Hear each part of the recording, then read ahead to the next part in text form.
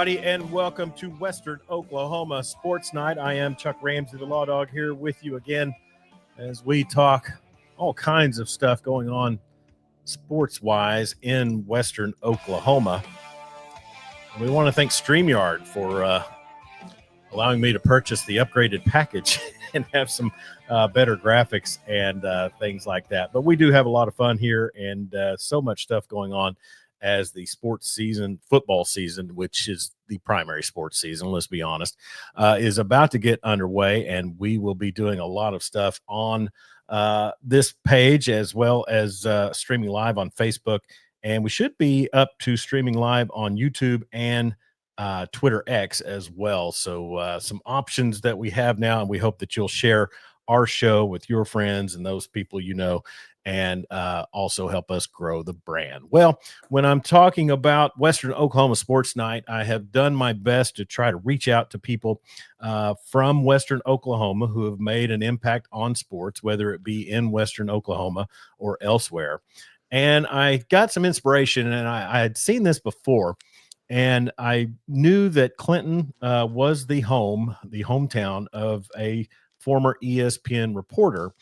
And so I was watching the Lee Corso special the other night, and there was clip footage of Clinton's own Karie Ross.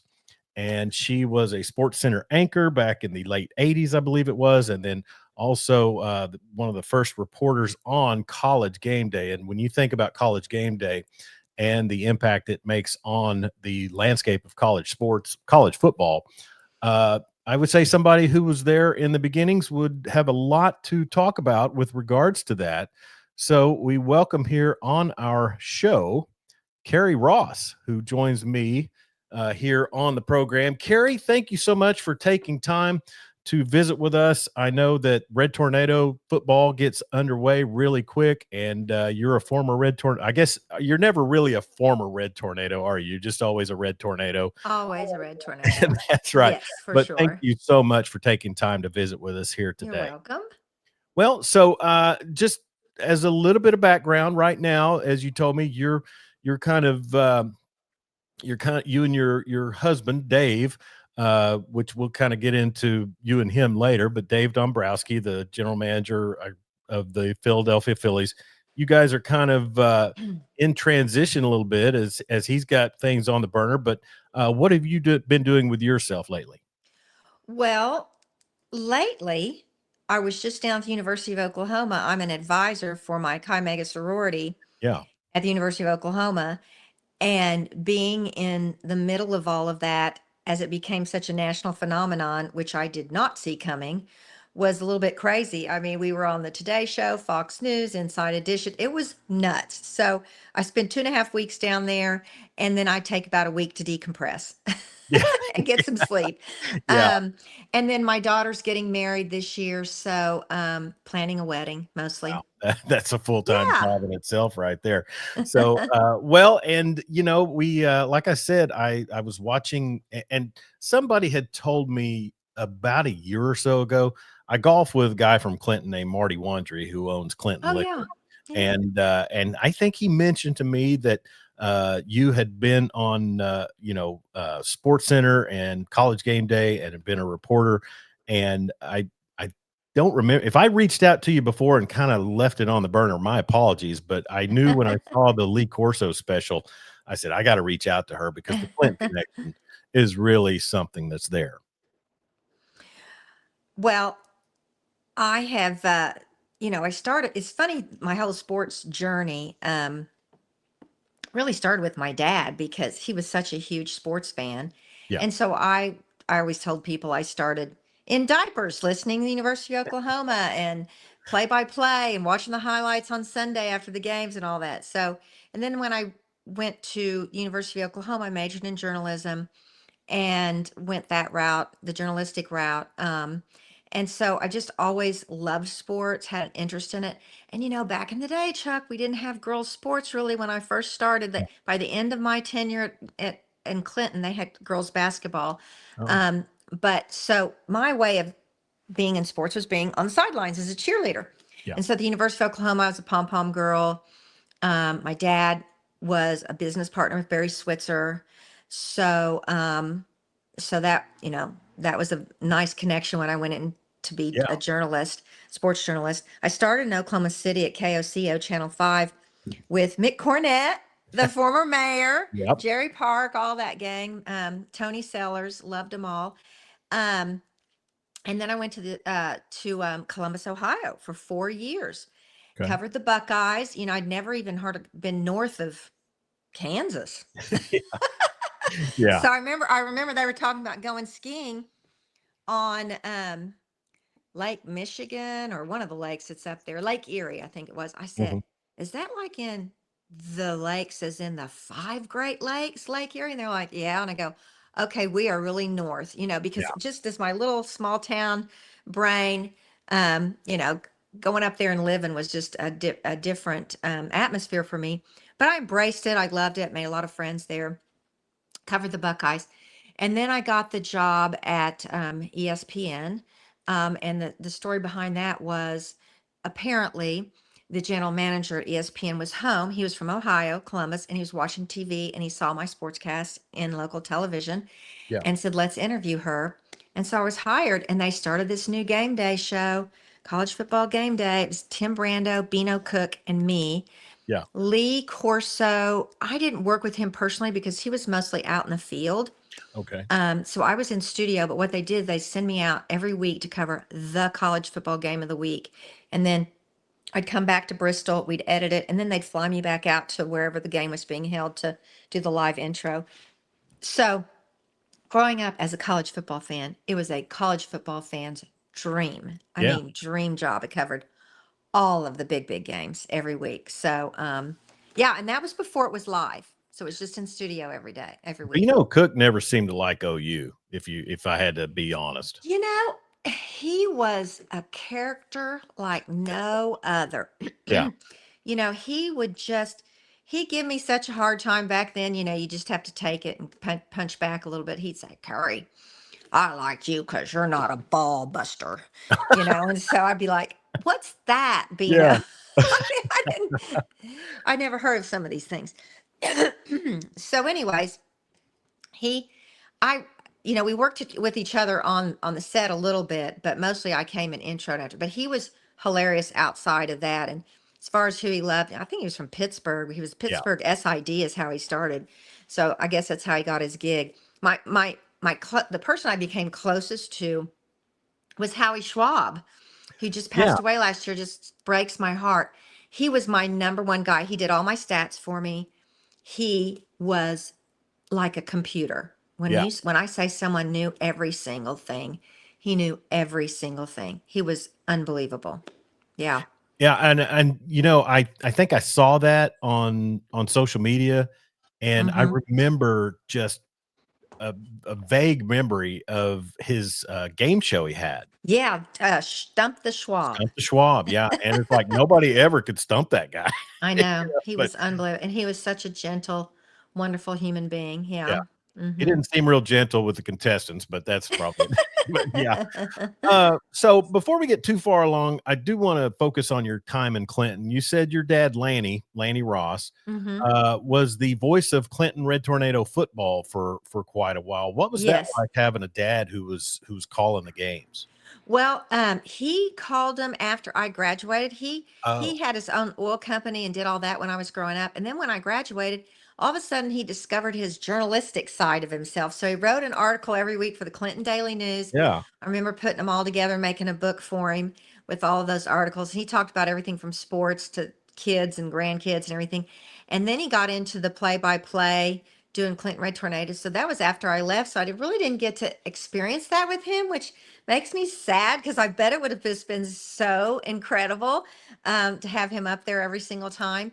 And then he started writing every now and then he'd write an article for the Daily Oklahoman as well. I think he did a lot of the sports stuff out in Western Oklahoma, sort yeah, of almost yeah, like a correspondent. sure. And so, yeah, he missed his calling on that part. But oh, and then he had a local radio show every morning for Okay. many years. Coffee and Conversation is what it's called. And Was that on the Clinton station? I think so, yeah. Okay. And I wonder if he'd I'll have a have lot to of, go yeah, ahead. it was funny because he had all these kind of he'd bring in a farmer to give the weather report, and he Yeah, just had some funny things on it. But he did that for years and years and years, and he would do it down. When I remember, he did it down at the Ramada Inn, maybe. really. I think so. Okay. I'll have to ask our management at Right Media because I know I think KCLI used to be the station that served Clinton. Okay. And they've changed Yeah. frequencies and different stuff, but I Yeah. know that the radio landscape back then was totally different than what it is now, Yes. and Yes. that's really cool. So he hosted morning conversation, Yeah. and you said Mm-hmm. he went into business with Barry Switzer. I'm hoping that it wasn't a restaurant business because that's one area that Barry just did not No. excel. No, they did. I think they did some kind of oil business back way back when. Well, and In fact, so I just saw Barry last week when I was in Oklahoma, and we sat and talked about my dad, and yeah. brought tears to my eyes. Oh, Yeah. that's and that's the thing as I watched the Corso special the other night and seeing so many faces on there, it's like, Yeah. I mean, Beano Cook, that was a guy who I Yeah. saw every Saturday night and but anyway, time marches on.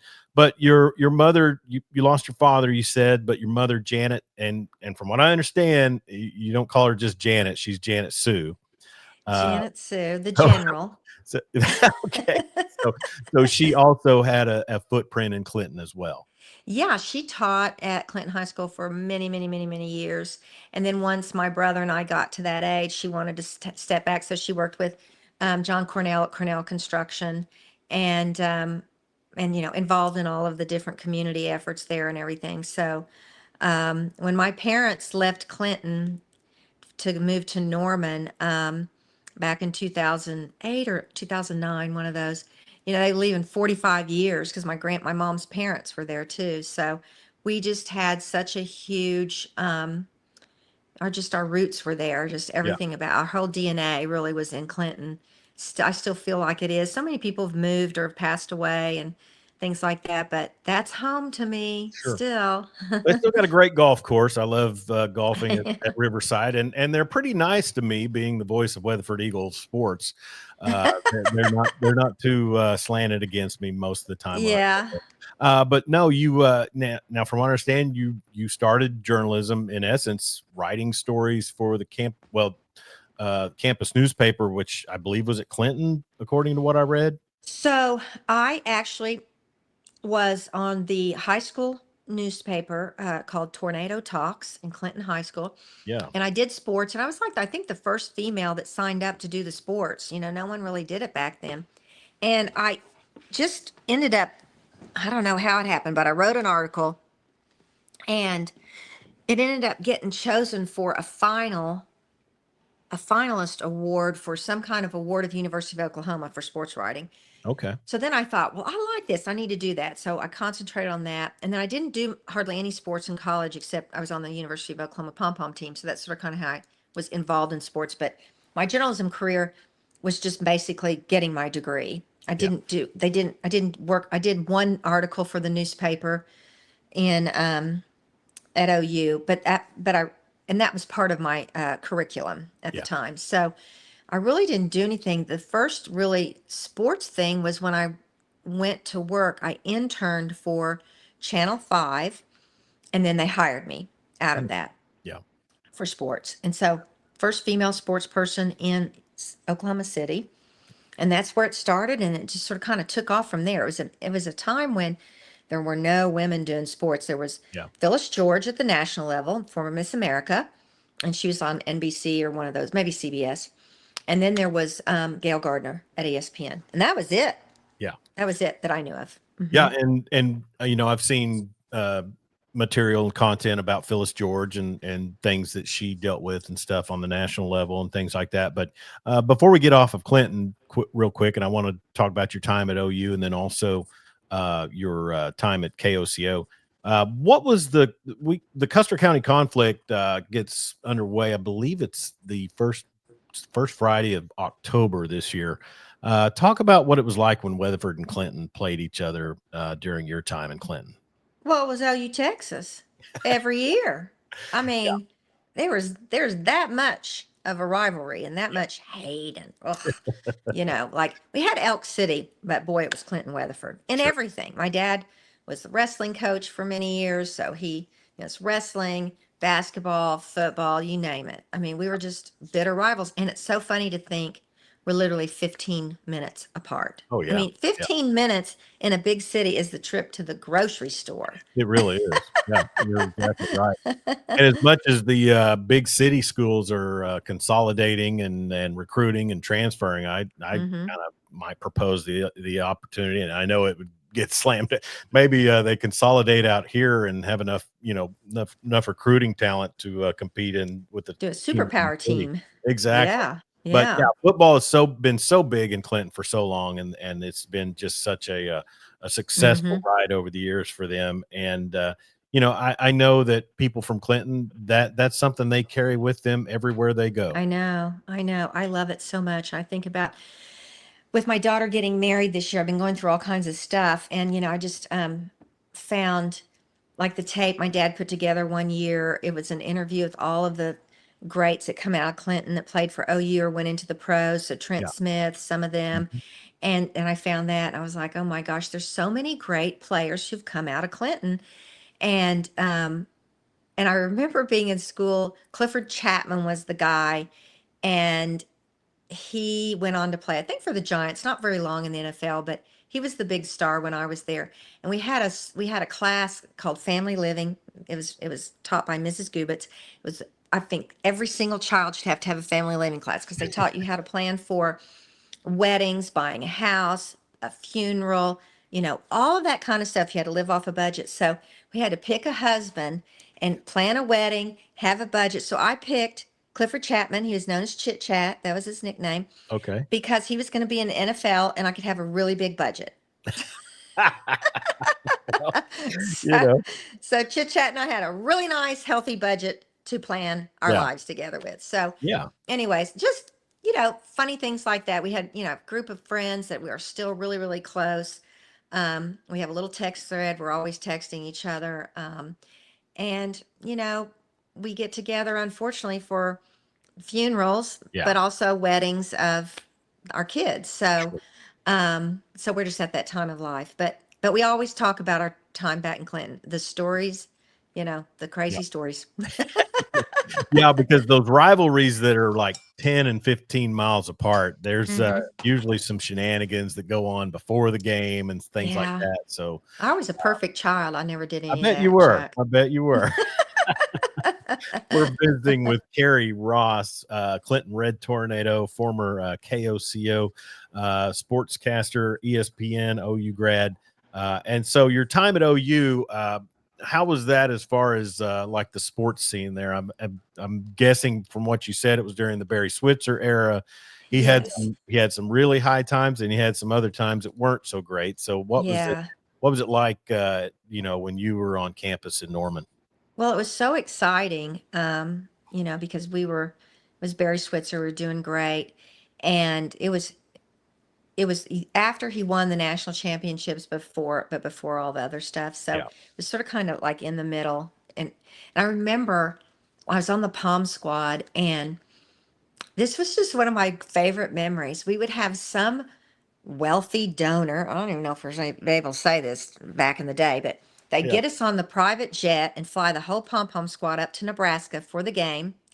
We'd cheer for the game and fly back and make the frat parties that night. It Wow. was Yeah. back in the day. I mean, I Yeah. mean, it was so fun.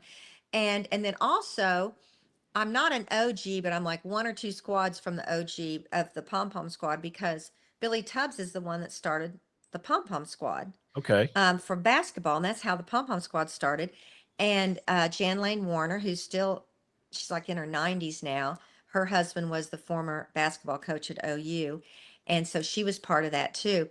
And so then Barry saw the pom pom girls on the basketball court, and he said, "I want them for football." Yeah. So like when my first or second year is like the first year that they had us, doing football as well. We were on TV all the time. I remember people, seeing us on national TV, and it was just an exciting time to be in Oklahoma sports because we were good in basketball too. I remember going up playing in Indiana, and we played against Larry Bird, I think, in the playoffs, and Yeah. we were gone in one game. Yeah. So would that have been the Alvin Adams era or no, if Yeah. Billy was there, it Well, would have let's been see here. after. Let me McCullough, maybe. Was Hmm. it McCullough? So it Or was am I pre just Wayman Tisdale, I'm guessing. Yes. Because See, it hurt. mine are very blurry because right after that I went straight into reporting. So Yeah. I get blurred from the time I was reporting on OU from KOCO to when I was in. But I'm trying to figure out the guys who were on the team when we were there. And I remember I think it was McCullough was is that name completely wrong? I'd have But I to. think it was before Wayman. Okay. Wayman was a little bit after me. All right. I'd have to look it Yeah. up because I mean, Yeah. my time of following it Yeah. basketball is Wayman and Yeah. And I that's know so from before that awesome. Alvin Adams, but Yeah. so you're at OU and then you obviously you make the move or you said you interned at KOCO Channel 5 and Mm-hmm. talk about what that was like because I've worked with Tony Sellers in radio, I love not Tony. Yeah. yeah, I've board upped and produced his football calls here in the last 10 years. But that Five Alive sports staff back in the day, I mean, Channel 4 had Big Bob and Mm-hmm. Channel 9 had I don't think Bill Tegans was there then. No, he wasn't there yet. Jerry Park and Mick Cornett and it seems like maybe Robbie Robertson was after that, but there was a Yeah, lot he of was at Channel 4 doing, okay. yeah, he was at Channel 4 when we were So at 5. It was Mick Cornett, Tony Sellers, Jerry Park, and then me.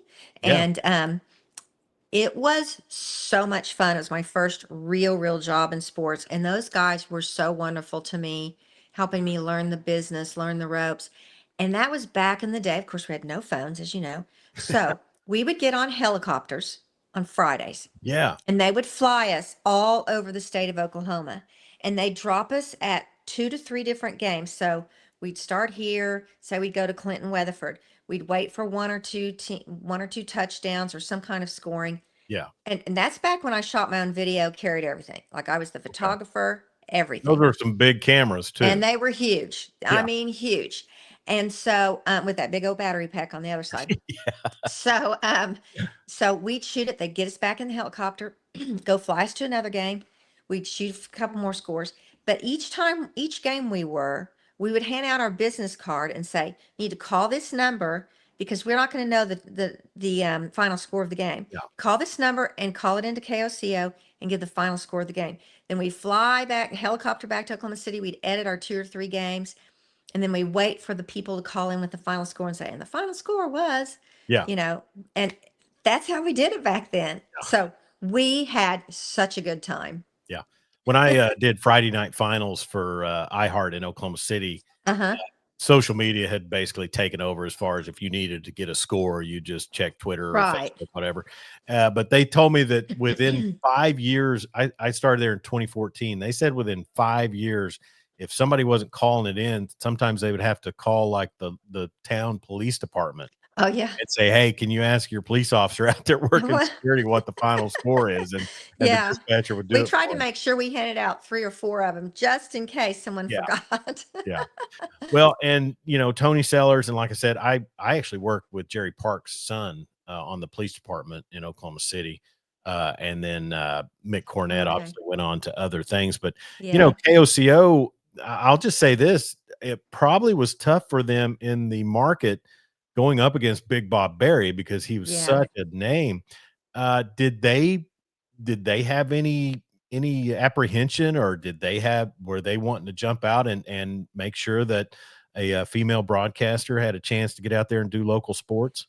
We never really thought about it that way. And I don't know what made the final decision to bring me on. I know I interned there. I got along with the guys really well. So I don't know if it's because I was able to get along with them and not be threatening in any Yeah. way back Mhm. that day. I'm not quite sure who made the decision, why they made the decision. It was back in the day when Channel 5 was pretty strong. It was the days of Wednesday's Child with Jack Bowen. Oh, okay. So I think That our was before rate, my time in Oklahoma City, but I think yeah, I I heard think of our that. ratings were pretty good. Um, and the sports, as far as the sports, I just felt like we all were sort of kind of in a small sorority fraternity. Even though we were competitors, we just saw each other at every Sure. sporting event, so we became friends. Mhm. And so I never felt that that competitiveness in Oklahoma City. Now, when I worked in Miami, the it was very competitive Yeah. down there, very competitive, and yeah, if you broke So a you story, it was a big deal. Yeah. So you mentioned Columbus, and I think you were the first female regular sports director, sports broadcaster in Las Vegas as well. Yes, got ran Yeah. out of town. You see, I read Yeah, that part, yeah. and I'll tell you this much: when you have a city that's basically built by degenerate gamblers, I bet it's tough to. I bet sports, is really a tough notch there. But uh, Yeah. so Well, so I had really nice guys. Well, I have to say this, like there was one particular guy who was on the competitive side. He was at another station, and I was coming from ESPN, so I was sort of kind of big news. And he did not like that, and he did everything in his power to bring me down, and he was somewhat successful. And he's on national TV now. really. And I guarantee you, he thinks of himself as this very nice guy, but he was not a nice guy back in Las Vegas days when I Like a was there. daily deal, national TV, Yeah, like a mhm. national talk show? Yeah, yeah, mhm, and does not like the Sooners ever. I Wow. Yeah, Yeah, okay, so yeah, this yeah. show's come full circle because we rattle on that guy a bunch. I call him Pencil Neck, and I don't like him, but, the Yeah. station Yeah, and he did not do me good, and I literally did nothing to the guy. I really, I just did my job as best as I could. It was in a very um, volatile market with a yeah, female doing that in yeah. Las Vegas. It just wasn't the right time He's a at twerp, all. so I'm glad I got an extra reason not to like him now, so all right. So, well, I guess I jumped over your ESPN time. So, what was it like in Bristol at that time when they're kind of getting their feet under them? Well, it was just starting with College Game Day, and NFL had just started their studio show. Um, it was an exciting time. It was, like I said, I was only female on air at that time because Gail Gardner had gone to NBC. And so I was the only one left on air at the time as a female. We had female production people Yeah, in the background. So it was a locker room mentality. Um, it was it wasn't difficult for me to work there because I loved it so much. I had, 90% of the guys were just awesome. They supported me. I loved working with them. It was just that other 5-10% who just made our jobs more difficult, and not necessarily me because I was a face who could actually sure. speak up and talk about it, but for the gals who were working as production assistants, they had 6 months renewable contracts. So if they were underneath a guy who was threatening them their job unless they went out with them and stuff like that, it was very difficult environment. And so one day I decided, ding dong me, didn't wait till I signed my contract. Oh, It's about 2 months before my contract was up. We'd already started negotiations. I was getting ready to resign. And ding dong me, I stood up at a big cafeteria meeting. I said, guys, it's hard enough for us to work here being, not very many females. Just leave us alone and don't be, trying to yeah, swindle editing time for a day. yeah, Oh my gosh, you could hear a pin drop. I got called into the office. Who's doing it? I said, I'm not naming names. No way. Uh-uh. yeah. you know? And then it just went from there. And then management thought that I was going to sue. What they didn't know is I'm Karie Ross from Clinton, Oklahoma. I mean, that was the furthest I wouldn't even think about suing. I just wanted to have the girls underneath me, ladies, women, work, just have a nice working environment Yeah. because I was fine. But so yeah, so I got axed because I stood up for that. And that But was tough. that's a very Oklahoma style move. It's very well within the realm of a lady from Oklahoma to kind of stand up for Yeah. somebody who's getting picked on. I sense that Yeah. from, just my life, all 55 Mm-hmm. years here in Oklahoma, and Yeah. when you say something like that happened, the first thing that came to mind was my mom, and how she used to stand up for people that were Right. getting mistreated. So, you you And say, my mom too, who would yeah. go up on the steps of the Capitol to fight for teachers' rights. Hmm. So I had it in my DNA a little bit. And it was funny. My mom said to me, "Why did you do that? They could fire you for that." I go, "I don't know, Mom. Maybe I learned it from you." Yeah. But you said goofball you, and I mean that to me, you're never a goofball standing up for the right thing. But so it had to be hard to try to figure out what you were going to do with your career next. Obviously, the Las Vegas thing. Yeah, But, it was tough. They uh, kept me at ESPN for the remainder of my contract, which I think was about 6 months, but they wouldn't let me do anything. So wow. even if I went out on a story, my face, my voice couldn't be on it and anything. And then came along this national network called Sports News Network, SNN. And it was an upstart, way ahead of its time. It was a sports CNN. I mean, it's everything you see now, but we were way, so it's 24-hour sports. I got so much experience from that. That was the best experience I could have ever um, received working in sports broadcasting for a woman. They sent me to the Palace to cover the NBA Finals. We did 30-minute shows live from the Palace on Mhm. the floor. I had my own shows, my own college football highlight show every Saturday morning, an hour. I mean, every Saturday evening, an hour on the studio. It was awesome. We were stationed in Washington, D.C., in the Gannett building. And it was just such, but it was really crazy doing a startup because Yeah. when you do a startup, you have no library. You should have no. I mean, if Wow. you're doing a Yeah. story on Oklahoma Sooners, you have no footage from the Sooners in 1975 or whatever it was.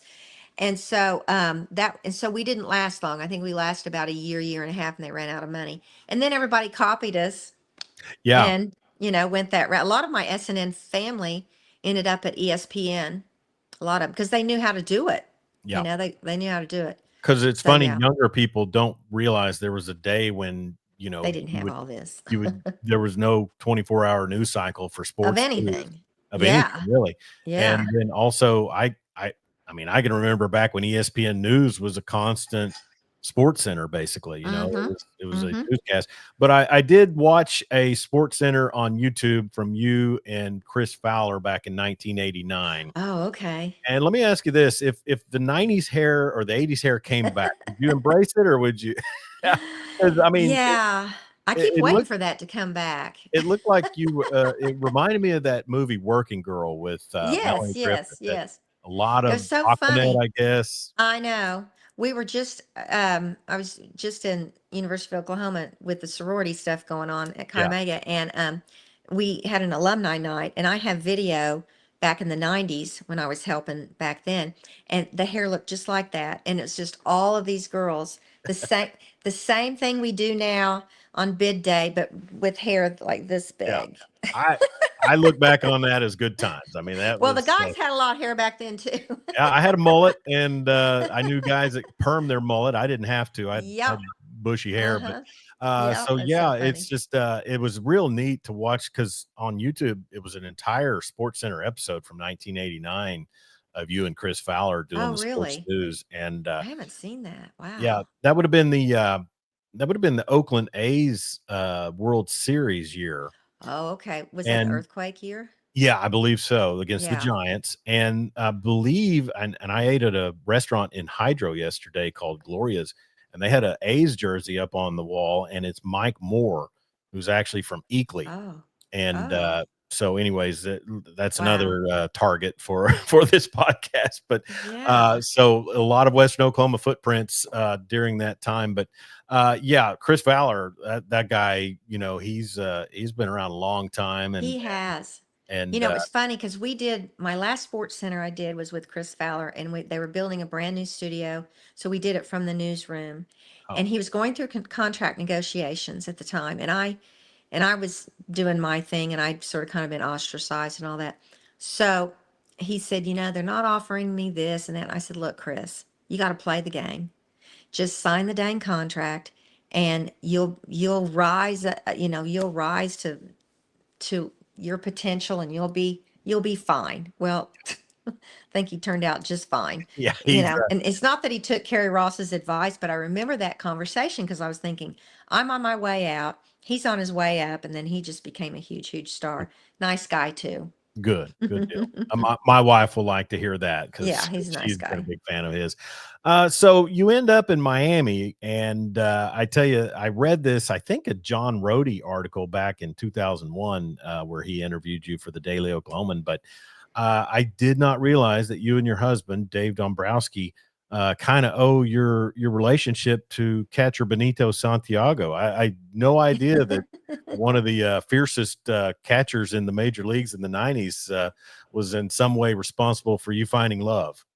Well, I had been working for the NBC affiliate there, and the Florida Marlins were putting their team together, so it was the inaugural season, and he'd been the GM there for I guess a year or two putting the team together. And so we met at the Benito Santiago press conference. Hmm. They had signed Benito, and that was one of my first assignments. And baseball was not my thing. It wasn't my strong, I grew up in Oklahoma. It's football, Yeah. Baseball, I know about baseball, but it wasn't my first love or passion. So I told everybody at my station, I go, look, y'all want to go cover the Marlins? That is fine with me. I'm not into baseball that much. So guys can have, because they were all excited baseball was coming to South Florida. So I went to the press conference, but I didn't know that he was looking at me that way. So a couple of my media friends kept saying, Karie, when you're not here at the baseball games, he doesn't come into the press booth and talk to us. It's only when you're here that he comes over from his booth and Yeah. talks to us. I was like, really? And then they're like, yeah. So we ended up going out undercover for a while, and he wanted to make it public, but I didn't for Yeah. obvious reasons, because if we broke up, then it'd be like so weird for me. Yeah. So, but they found out, and of course they wrote articles, and of course, guess who got the blame? Moi. And they just blamed me like crazy. Yeah. And so then once we got engaged, the station took me off the Marlins beat, which was good because they weren't very good that year. Yeah. A So, little rough going on at the start, and then turned it around for sure. yes, Uh, beat I was beat one of my pregnant with favorite my teams. daughter when Yeah. we won the World Series. Yeah. Okay, so 97. So you Hmm. guys got married, I read, in 95, and I Yes. believe you had your wedding at the Cowboy Hall of Hall Fame. of So Fame. Yeah. where's National Dave Cowboy. from originally? He's from Chicago, South Side. So what does Yeah. Chicago guy think about having his wedding in a Cowboy That he Hall of Fame? embraced it. He Did he? got all of his groomsmen, had him go over to Shepler's and get him cowboy hats Yeah, of course. and boots, and Yeah. there were boxes everywhere. Okay. And I remember the hotel thing, and that was sort of kind of funny because a real cowboy sort of kind of take, that's what they told us, keeps the box to keep the hat nice and all that kind of Mhm. stuff. And that there are cowboy hat boxes everywhere all over the hotel that they discarded, the Northerners discarded. Yeah. No, he loved it. He loved Oklahoma. We had so many people. In fact, the owner of our team at that time, Wayne Huizinga, he brought his plane. He brought two planes over of people to come to our wedding. Oh, okay. And we had so many people tell us in the thank you notes from Florida and Chicago how nice everybody was in Oklahoma. They just talked about how sweet and wonderful they were, and they just stop and talk to you, and they'd smile to you on the street and say, "Hi, how you doing?" and didn't want anything. and Yeah. Yeah. and so it was a dream come true. Big night that night, and it's funny because you have to get, when you're in the baseball world, you have to get married in the off season. So we chose New Year's Eve, and then our daughter has to get married in the off season, so she's getting married this New Oh, Year's Eve, okay. Congratulations. and it's going to be on our 30th anniversary. So Hey, yeah, it will be, won't it? So yeah, yeah, so so 1995 doesn't seem like it's been 30 years ago, that's for sure. that's true Well, in and some so ways. you and your husband, I mean, he's obviously had a little bit of an itinerary with different jobs and things like that. I was really happy back when he fired Tal Smith and at the Tigers, but uh, my I used to be a Houston Astros fan. It seemed like they always send Oh, some of their best players yeah. to Detroit to Tal and his dad Randy, I think, but Randy Smith was at Yeah, Detroit. Randy. Yeah, Dad was His, Tal. Yeah. his dad Hmm. was Tal. But so you kind of step away from journalism, and so I'm sure when a team's great, there's all kinds of great talk for the general manager. When they're not doing so great, not so much. What's it like in those larger Major League Baseball towns when you're seeing things or hearing things, maybe blasting your husband? Yeah. Well, when we lived in Detroit, when I lived in Miami, I knew all the people, so it wasn't too bad. Detroit wasn't, I still sort of kind of knew a lot of the media people. Wasn't too bad there, Midwest. Go to Boston, I did not listen. And I certainly do not listen to Phillies. Yeah. Those people, I don't want to say they're crazy because they're our fans. They are They're very fanatic. passionate. Yeah. They are passionate. Yeah. And so, I always used to say in Boston, which is like 10 times more than Philly, that you're on a 10-game win streak, you don't even know it. Yeah. Yeah. Well, and because and the because Philly. they have all of their issues and complaints and all that Yeah. kind of stuff. So I just learned I don't, especially since I live here in Nashville, I don't really get the Philly stations Sure. and stuff, but I do read the clips every day. I get sent the clips every day from the newspapers, so I do read those. Yeah. But yeah, it's Great. it's weird. Yeah. And Philly fans pride themselves for booing Santa Claus, and then Yeah. also Mm-hmm. the Yeah. ice fights and things like It's like that. an honor, Yeah, some kind of, exactly. yeah. So, anyways, but so you and your husband Dave, you have a family, two kids, I believe. Yes, yes, I have my daughter Darby. She went to the University of Oklahoma Sweet. and graduated there in public relations. She lives here in Nashville and works in PR. And then our son is currently a scout for the Seattle Mariners. He Okay. loves his job, being in Nice. baseball, and so he's following in his dad's footsteps in that world. He had such a unique upbringing, being able to be in the clubhouse and all that kind of stuff Yeah. all those years. And so he's not as intimidated by all of that, because Sure. he's been in the clubhouse with all the stars. Um, so he just had a different perspective. So he loves that. And then Darby, she loves sports, but she's not as into sports as me or Dave. So Mhm. she would love to be something with Taylor Swift, basically. Well, yeah, Like there's every goals. other, Yeah, yeah, girl her exactly. age, lady her age, woman her age. Exactly.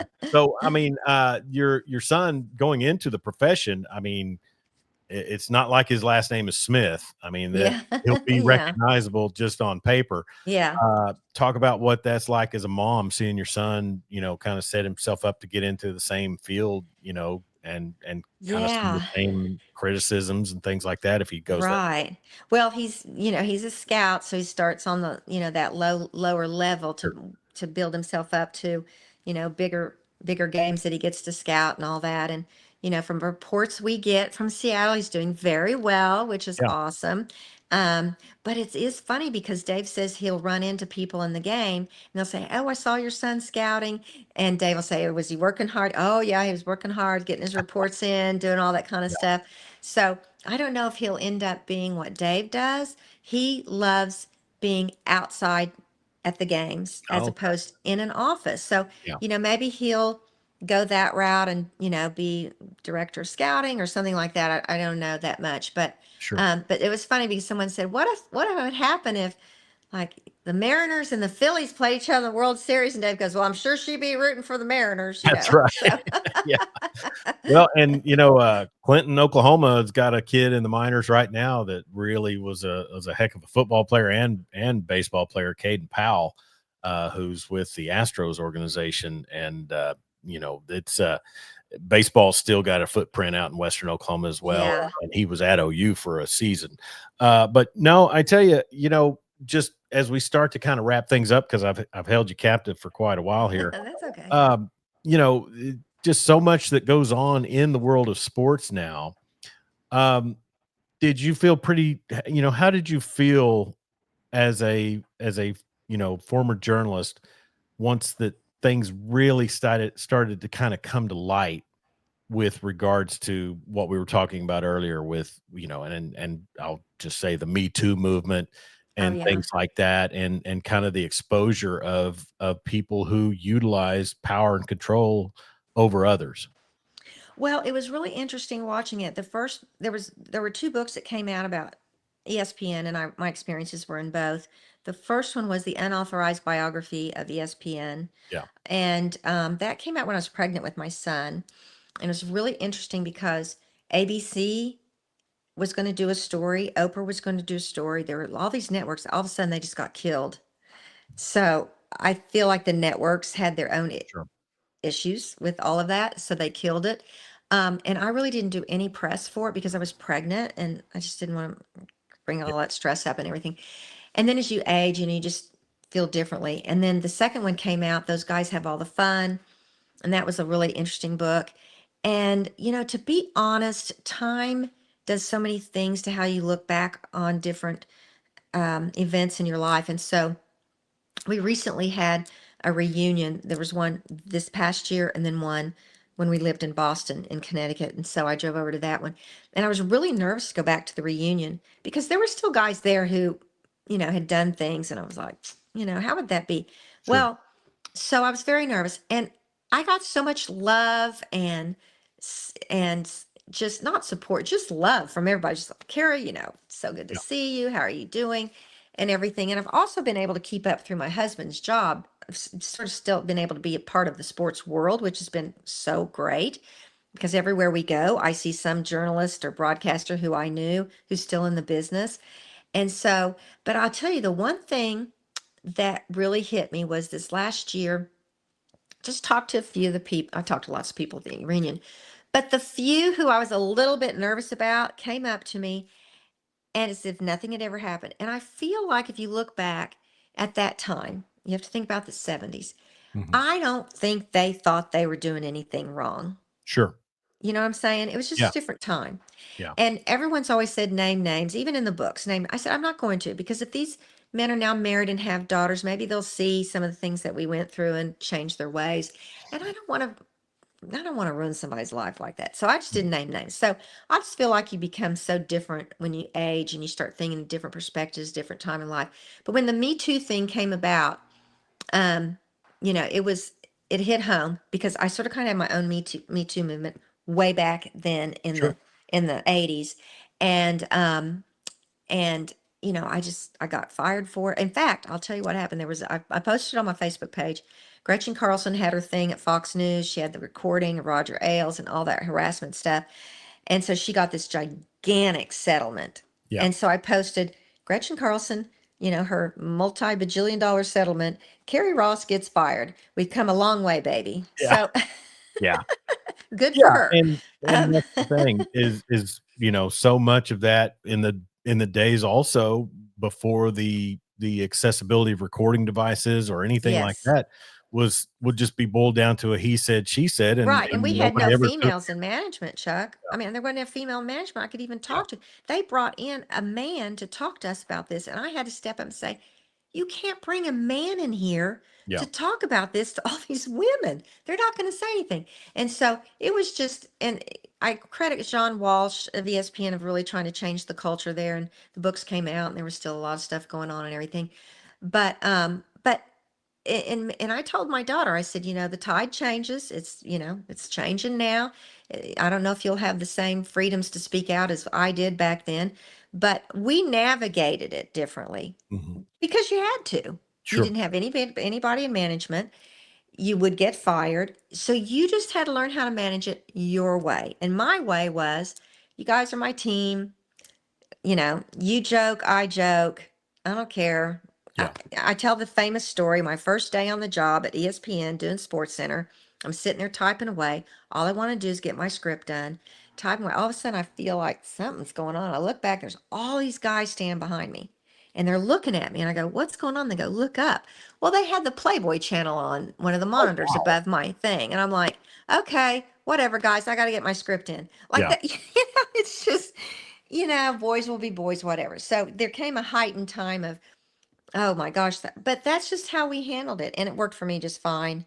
Yeah. But I also had a status where I could say, don't do that kind of crap. Just Mhm. don't. Whereas the ladies underneath me did not have that. And, when you think about it, I mean, there's the '70s and the '80s, and then, I think a lot of times we start to look back and think that the '90s and the 2000s were where times really kind of progressed, and Hmm. maybe they really didn't. I mean, maybe it's Yeah. just been in the last 10, 15 years. Hmm. Well, it was sort of kind of weird going through it because when I was having trouble getting a job because Carrie was a she and not a he, then later in my career, I noticed a lot of men weren't getting jobs because they weren't a she. So I Mm. felt like the pendulum had Kind of swayed overcorrected. another way. Yeah. And Yeah. so I didn't feel like that was fair either. Yeah. So, but still, there was a lot of crazy stuff that went on And and see, everything. I'm kind of the mindset that I should have the ability to criticize a female analyst that For I don't sure. care for and not be, I mean, like Feel weird about it. Mina Kimes, Yeah, uncomfortable. I can't deal with her on any platform. And I get, I've had people tell you, oh, well, it's 'cause it's because I just No, don't like her take. right, But then right. there's plenty of dudes that I don't like their takes either. Yeah, yeah, But exactly. yeah, so No, it's true. You and just where you we've have to be able to do that. Hmm. and where we've come now, you hope that there's just some balance. I think that's probably as much Right. as anything. And so if you had to talk to, and I'm sure your dealings with is it Chi Omega? Yes. I'm sure your dealings with them. They're young ladies who are going into journalism. Hmm. Do they solicit you for advice or Sometimes, yeah. We've got quite a few of our gals who are at the Gaylord, Gaylord yeah, School. I'm on the board of visitors there, so I get to yeah, always see those kind of things as well.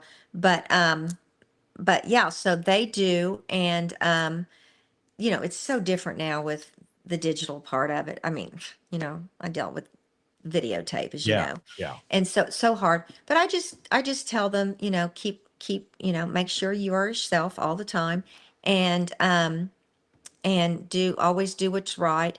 And I try to keep up on how they do things now, but it's so hard because of social media part. I just don't understand how that works for them. Um, and I used to always help them if they needed some kind of recommendation. That's what I can do. Yeah. At least I can recommend them character wise and all that kind of stuff.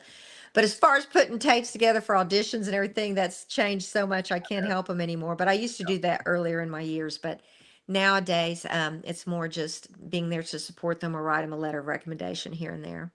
Favorite OU player on the football team of all time?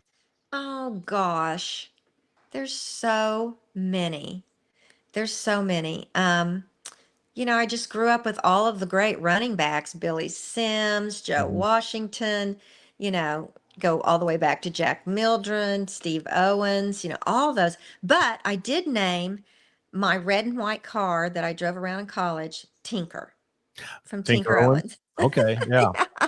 Yeah, I think I got bumped out of a table at a bar in Norman one time on For game day Tinker. because they said I was sitting at Tinker's table, and I'm like, "Well, tell him to Yeah. come talk to me." And they're like, "No, you just moved." Yeah. Yeah, I mean But that's yeah, that's so hard because there's so many highlights of so many great players. But yeah, I did name my car Tinker though. wow, that's cool. And I'm then, sure he's going to be so flattered. that's right. A professional athlete that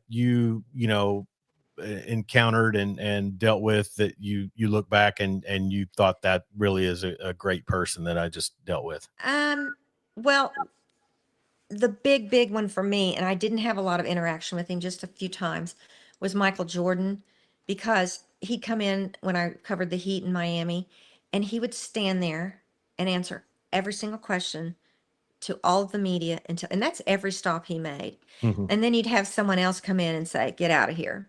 You know, I just always admired him for doing that. And I don't know what he was really, really like because I didn't know him personally. But from a media standpoint, I always respected the fact that he would answer our questions and stand there. And maybe he didn't answer them the way you wanted him to, but at least he stood there and answered them.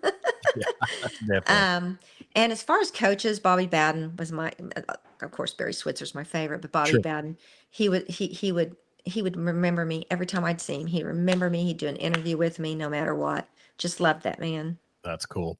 He was a great coach, and I Hmm. always used to think that if a couple of coaches were removed, that Bob Stoops might have taken the gig at Florida State and kind of Yeah. rebrand that monster. But he's stuck around Norman. But Bobby Bowden was, I'm sure, a lot of fun. He seemed like he would be somebody who'd be fun to Yeah. you, and that Yeah. seems that also back in the day, of my youth and things that the coaches were more characters back then, Yeah. They and would were. be more of an Well, they could get away entertainment with it. interview. Yeah, They true. could get away with it back then. I guess maybe there's things that Yeah. they changed. But well, listen, I've kept you on here a long time, but I sure do appreciate you talking to us. Will you sit and watch game day on Saturday morning for For Corso's final? sure. For sure. I'm going to have it taped, ready to go, so I don't miss one single part of it. I got teary-eyed hard watching that Oh, I special on know. him. I'm so sad. You know, I and I can't know. say I've always liked him that well because I always used to like when he picked Texas at OU Texas, because generally that meant that we were going to We win. win. Yeah.